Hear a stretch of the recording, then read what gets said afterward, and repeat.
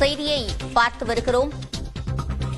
தோல்வி பயத்தால் முடக்க நினைக்கிறார்கள் என்று தவிக தலைவர் விஜய் கூறியிருக்கிறார். கூடுதல் விவரங்களை செய்தியாளர் சுபாஷிடம் கேட்கலாம். சுபாஷ், விவரங்கள்.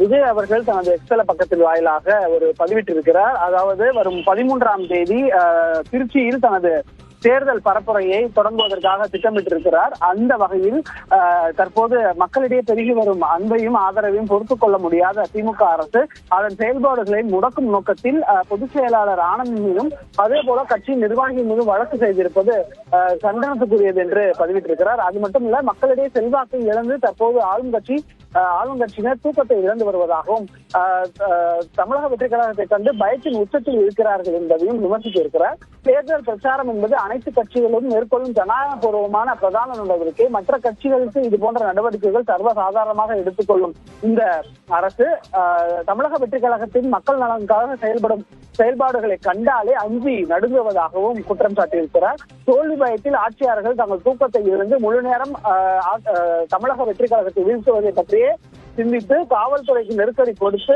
நம் செயல்பாடுகளை முடக்க நினைக்கிறார்கள். அதன் ஒரு பகுதியாகத்தான் திருச்சியில் ஆனந்தன் மற்றும் கட்சி தோழர்கள் மீது பதியப்பட்ட வழக்கு திமுக அரசு பழிவாங்கும் நடவடிக்கை என்பதையும் அதை உடனடியாக திரும்ப பெற வேண்டும் என்பதை வலியுறுத்தி தற்போது தமிழக வெற்றிக் கழக தலைவர் விஜய் அவர்கள் எக்ஸல் பக்கத்தின் வாயிலாக தனது எதிர்ப்பை பதிவு செய்திருக்கிறார். விவரங்களை வழங்கியமைக்கு நன்றி சுபாஷ்.